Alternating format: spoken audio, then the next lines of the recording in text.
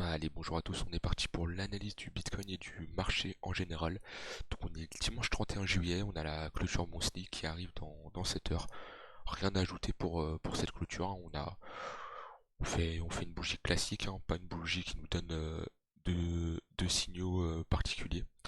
Donc voilà, il faudra suivre les bougies précédentes, mais en tout cas on a potentiellement un bottom de marché pour du moyen terme, je dirais, puisqu'on a quand même fait un rebond assez précis et une clôture du mois dernier pile sur l'ancien ATH. Donc voilà, faudra surveiller ça dans les prochains mois.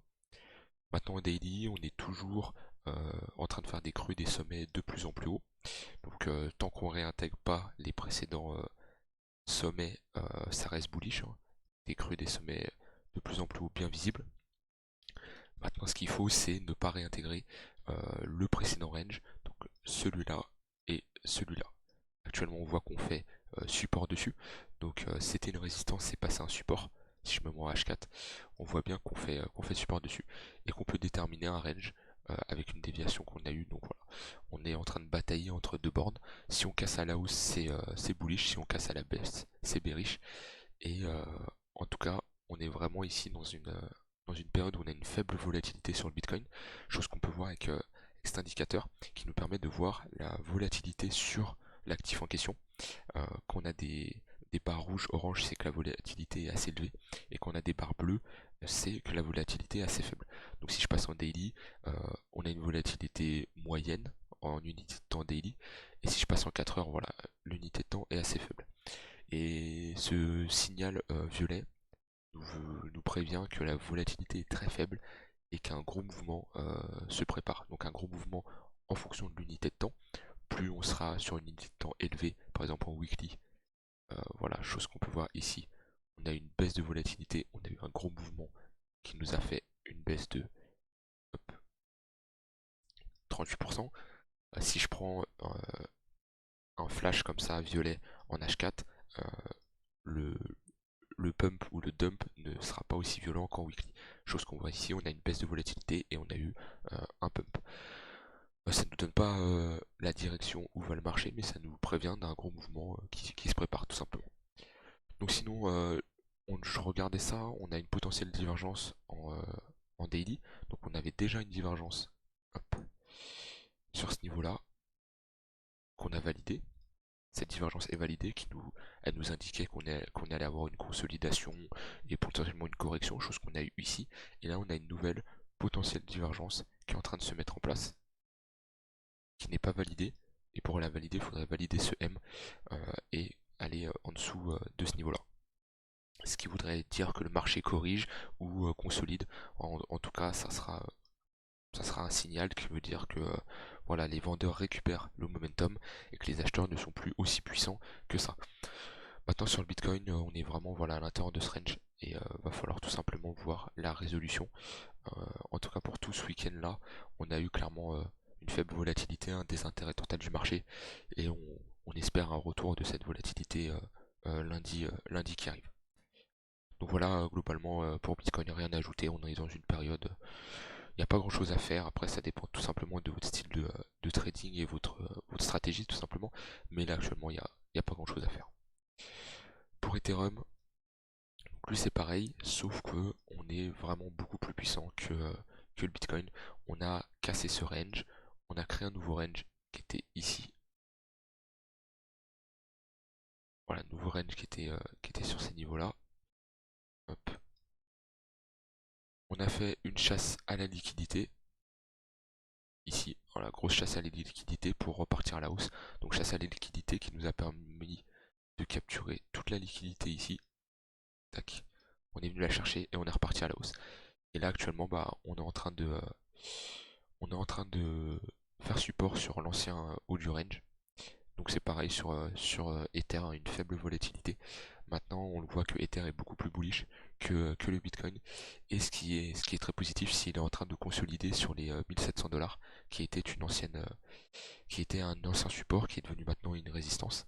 Et en tout cas, consolider sous une résistance, ça reste quelque chose d'assez bullish. Donc voilà, on verra pour Ether, qu'est-ce qui se passe. Maintenant, on est ici dans une zone où on est plus sur un endroit de prise de profit, puisqu'on s'approche d'une grosse résistance. qui est un endroit de prise de profit. Tous ceux qui ont acheté la cassure de ce W ici sur les 1275, ils ont ici une belle zone pour prendre des profits. Sur le MACD, on voit aussi une divergence baissière qui est bientôt validée, de ce que je vois, peut-être validée même. On va aller regarder ça. Non, elle n'est pas encore validée, mais elle se validera sûrement les prochains jours si on n'a pas un mouvement haussier, ce qui voudra dire qu'on aura sûrement un petit retracement ou une consolidation pour Ether. Et la paire que je regarde le plus, ça va être Ethereum contre le Bitcoin. Donc si je passe en weekly, on voit qu'on a eu une prise de liquidité au nord, une prise de liquidité au sud, donc on peut parler de déviation de ce range, et qu'on est en train de retourner dans le haut du range, euh, un range où, attention, on a potentiellement un marché qui pourrait se retourner ici, mais de mon point de vue, avec la dernière déviation qu'on a faite, je vois bien l'Ether surperformer le Bitcoin et casser le haut de ce range.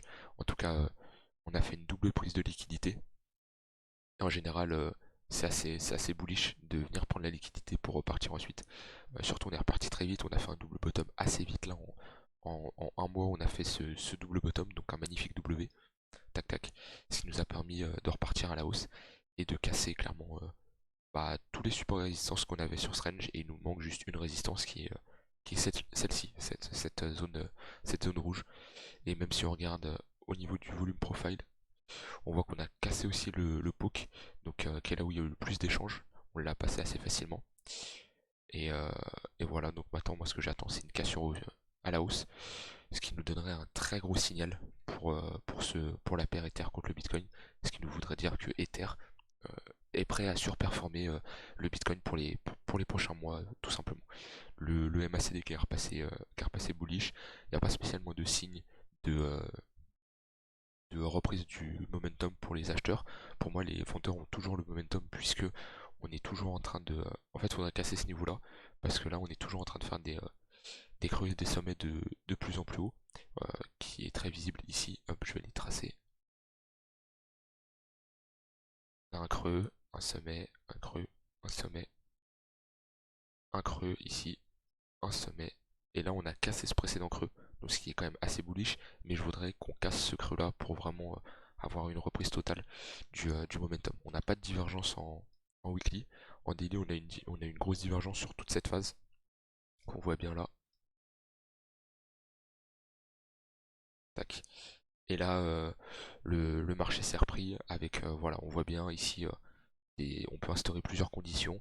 On a une divergence haussière, on a une belle structure, on est en bas d'un range avec une déviation. On avait un signal très intéressant ici pour se retourner.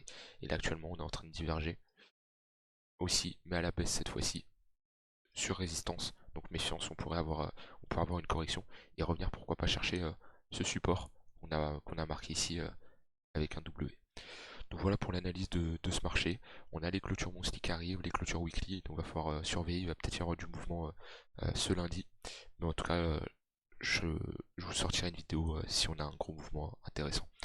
Donc voilà, je vous souhaite un très bon fin de week-end et on se retrouve à très vite pour une prochaine vidéo. Bye bye.